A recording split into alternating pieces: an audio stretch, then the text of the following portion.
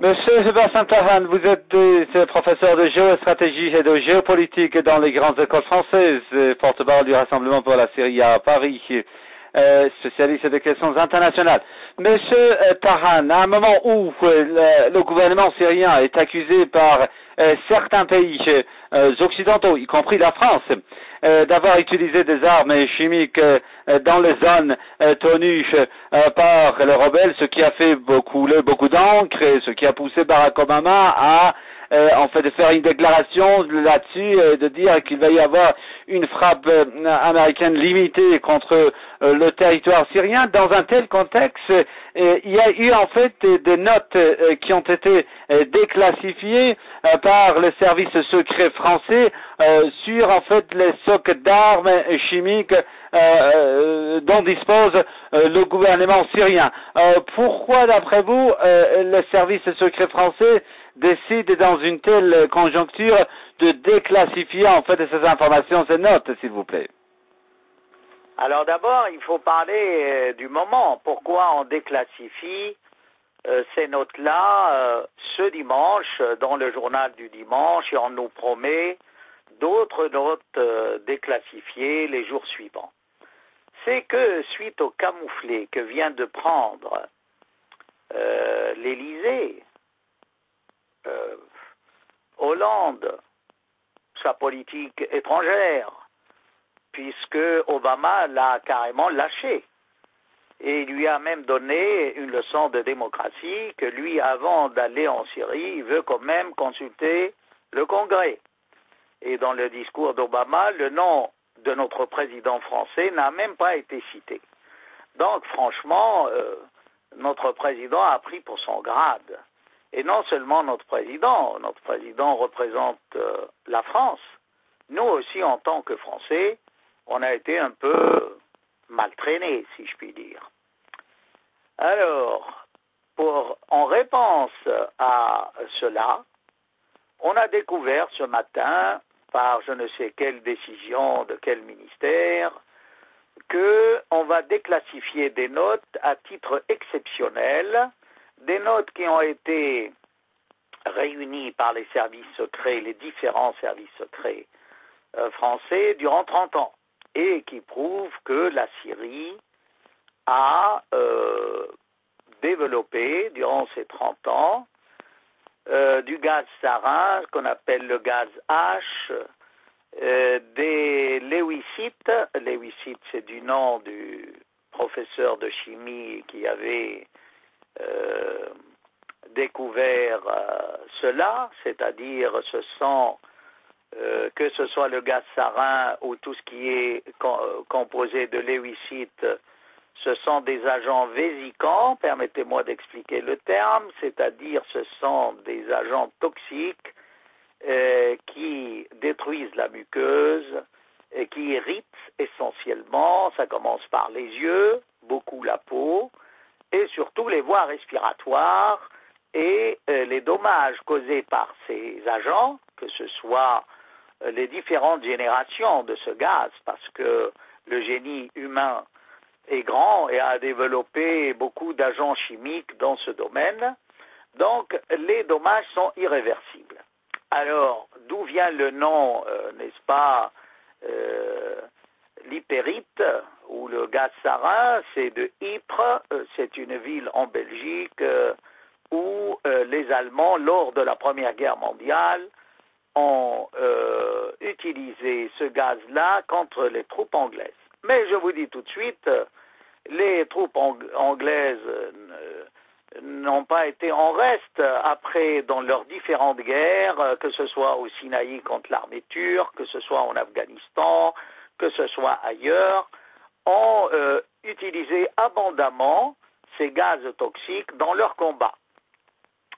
Alors, vous voyez, ce qui est ridicule dans cette affaire-là, c'est que on n'arrive pas à prouver que c'est le gouvernement syrien qui a utilisé le chimique. Alors, on contourne le problème en disant, oui, mais vous voyez, la Syrie a une industrie chimique. Ah, donc, puisqu'elle a une industrie chimique de ces produits-là, c'est qu'elle les a utilisés. Ah oui, mais là, permettez-moi, c'est un raccourci un peu au niveau logique très faux. Très faux parce que, vous savez, beaucoup de pays dans le monde produisent ces agents chimiques, et il en est de même pour la Syrie, parce que la production de ces agents chimiques n'est pas uniquement pour la guerre. Elle peut être tout simplement dans un but de pesticides. On sait que beaucoup de pesticides sont à base de ces molécules-là. Il en est de même dans le cas de traitement de certaines maladies. Donc ça a des applications, si vous voulez, dans le domaine de la médecine et pour la recherche scientifique, tout simplement. Donc, qui nous prouve que... et puis, oui, j'ai oublié une chose essentielle, c'est que ces molécules d'agents chimiques cités entrent beaucoup dans la fabrication de colorants, de peintures, dans les usines de nouvelle génération de peinture.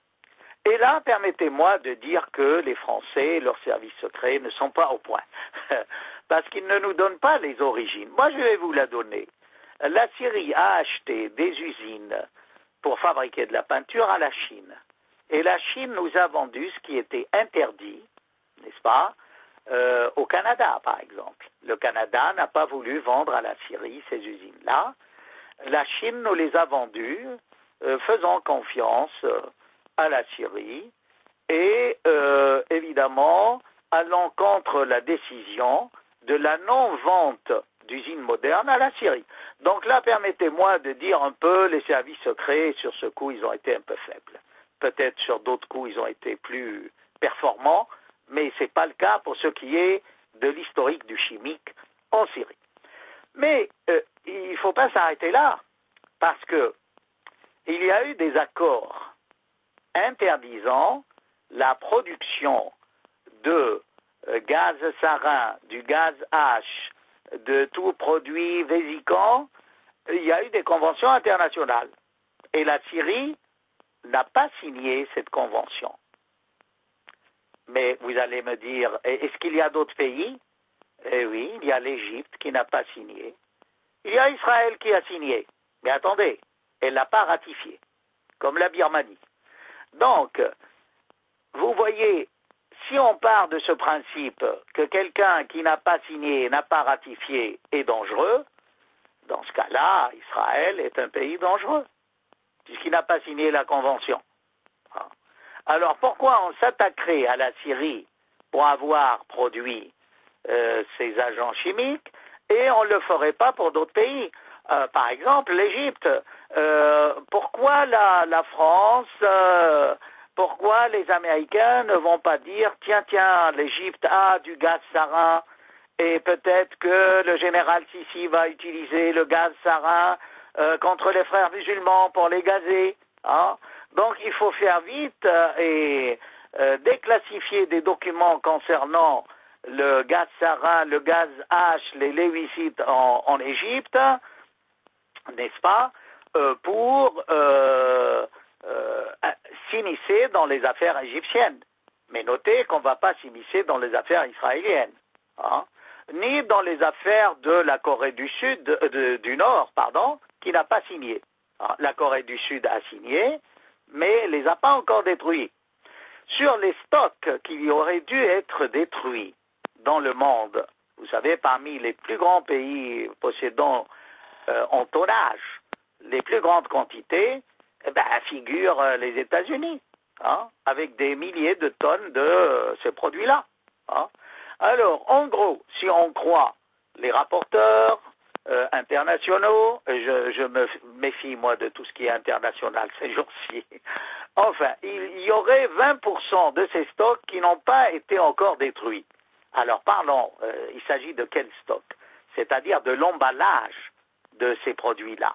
Parce que vous pouvez avoir ces produits, mais qui ne sont pas emballés pour frapper l'ennemi, entre guillemets.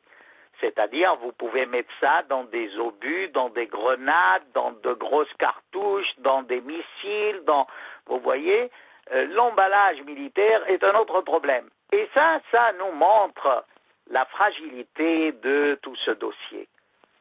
C'est pour cela que quand les Turcs ont dit avoir saisi avec des islamistes 2 kilos de ce gaz-là, pour fabriquer ce gaz-là, avec les progrès, n'est-ce pas, de la nano-industrie, n'importe qui pratiquement, avec un peu de connaissances, peut produire une toute petite bombinette de gaz moutarde, de gaz sarin, et il peut même, avec le progrès de la chimie dans toutes les universités, lui-même développer une génération encore plus dangereuse.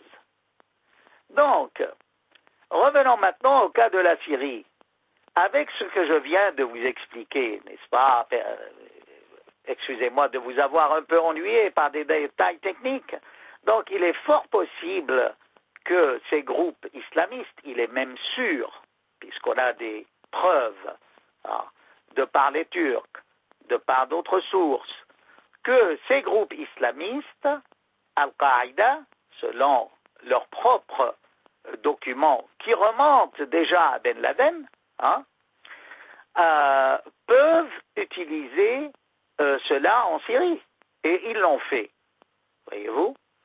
Mais ce n'est pas le fin mot de cette histoire de chimique.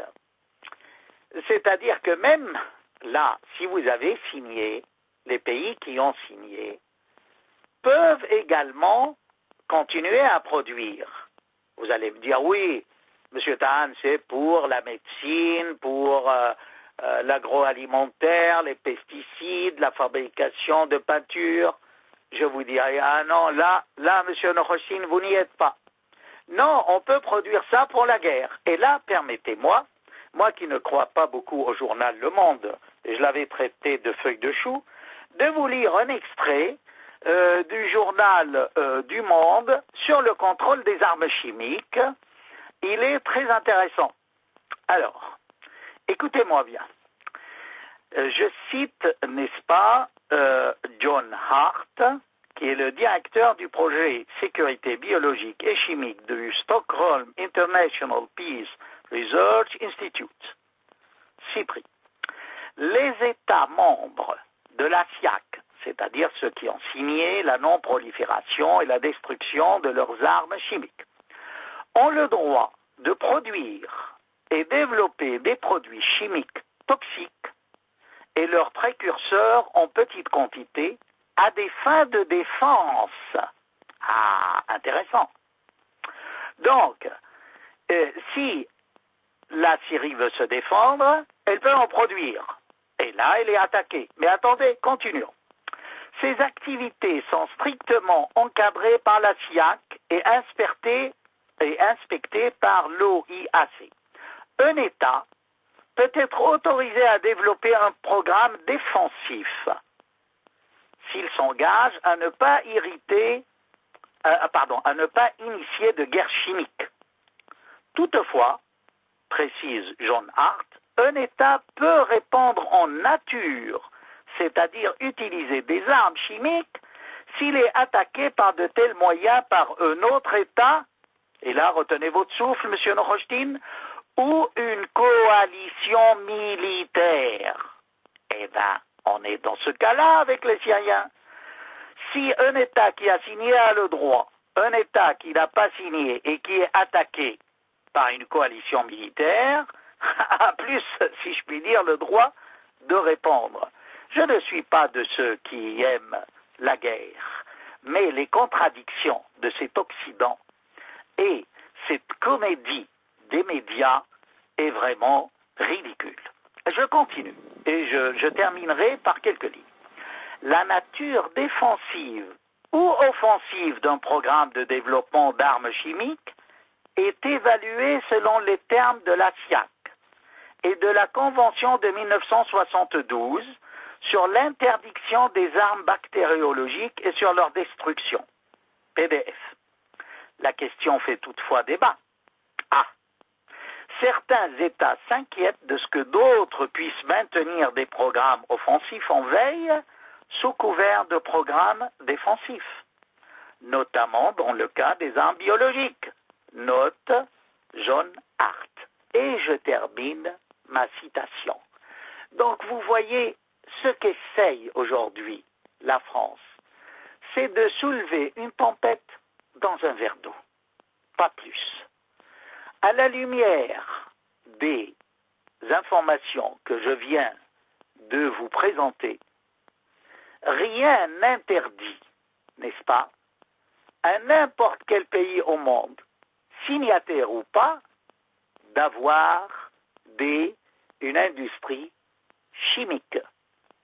Et si on veut être juste avec la Syrie, commençons par être juste avec d'autres pays. Nous n'avons pas de nucléaire, les Syriens. Nous avons le chimique. Laissez-nous avoir le nucléaire, peut-être qu'on changera d'option. Ou, comme votre allié Israël, on aura le chimique et le nucléaire. À bon entendeur, salut.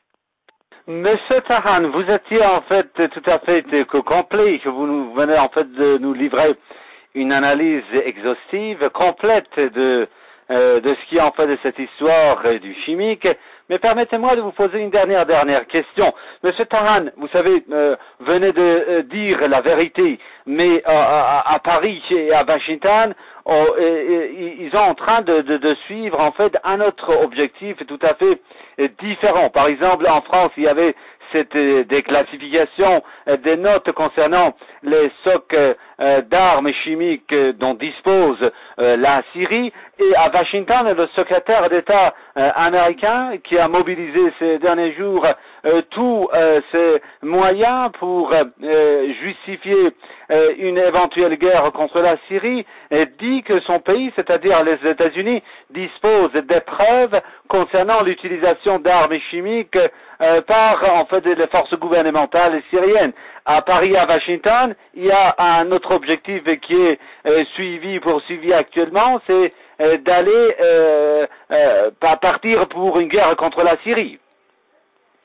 Oui, mais vous voyez, toute cette histoire d'armes chimiques, comme je vous ai dit, c'est un prétexte pour une intervention, puisque, comme je viens de l'expliquer, même les pays signataires peuvent en produire.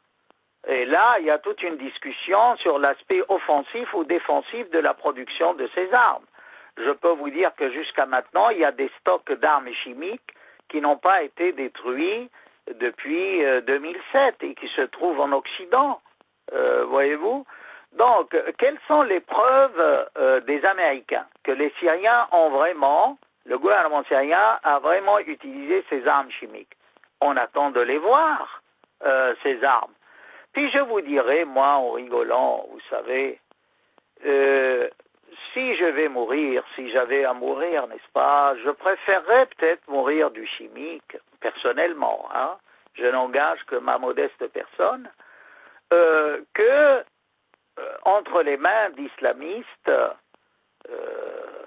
et puis que mon cœur soit dévoré et que mon cadavre soit coupé en fines lamelles et balancé soit dans les rivières de Syrie, soit jeté aux chiens affamés de ce blocus économique contre la Syrie.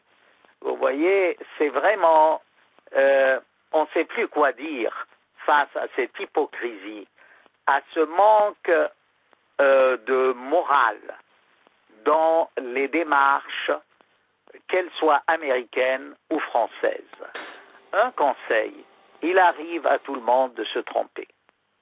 Ne pas reconnaître son erreur, c'est se tromper doublement. Et là, toute cette affaire de Syrie et du Hezbollah a pour but final la destruction de l'Iran. C'est clair, cette guerre de Syrie, c'est la première marche dans l'escalier de la violence qui conduira l'Occident à une guerre contre l'Iran. Parce que l'Iran porte aujourd'hui l'étendard de la dignité des peuples en ayant sa propre économie, sa philosophie politique, et tout en, vous voyez, et ce qui est injuste, c'est qu'on ferme les yeux sur tout ce que l'État d'Israël a comme nucléaire, comme chimique, comme transgression des droits de l'homme à Gaza, dans les territoires occupés, et on cherche simplement à dire que l'Iran est dangereux pour le monde. Ces Occidentaux, on est dans les islamistes. Ces islamistes qui peuvent, comme je l'ai expliqué, avoir de petites bombes chimiques et les utiliser, hein, ça montre la culpabilité de ces Occidentaux. Ceux qui encouragent, si vous voulez, cette guerre chimique, c'est bien l'Occident. Hein. Qui a vendu à Saddam le chimique? C'est bien Rumsfeld, pour après être discriminé et décoré par Bush. Eh oui, c'est la morale du plus fort. Je m'arrêterai là, je crois. Monsieur Tan, une dernière question. Permettez-moi de vous poser une dernière question. Vous rappelez également à ceux qui ont visé ces jours-ci chez la Syrie que voilà, la menace, ça ne vient pas des socs d'armes chimiques, mais ça vient de la présence de ces éléments extrémistes terroristes sur le territoire syrien. C'est sûr, parce que vous voyez, qui c'est qui est derrière ces islamistes? C'est bien l'Occident. Ils passent par où? Par la Turquie et la Jordanie. Hein?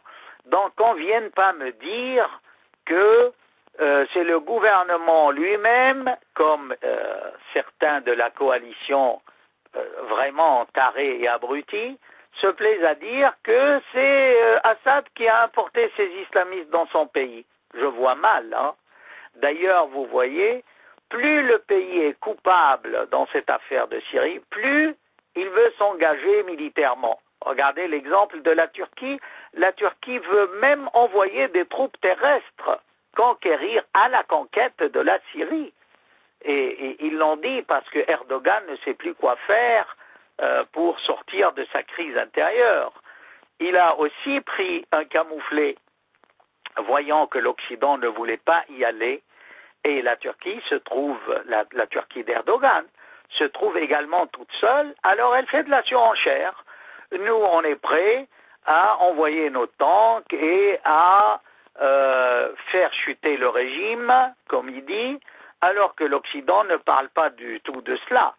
Vous voyez quand même le paysage de l'Occident et de ses alliés est vraiment un paysage de voyous, de brigands, de horreurs.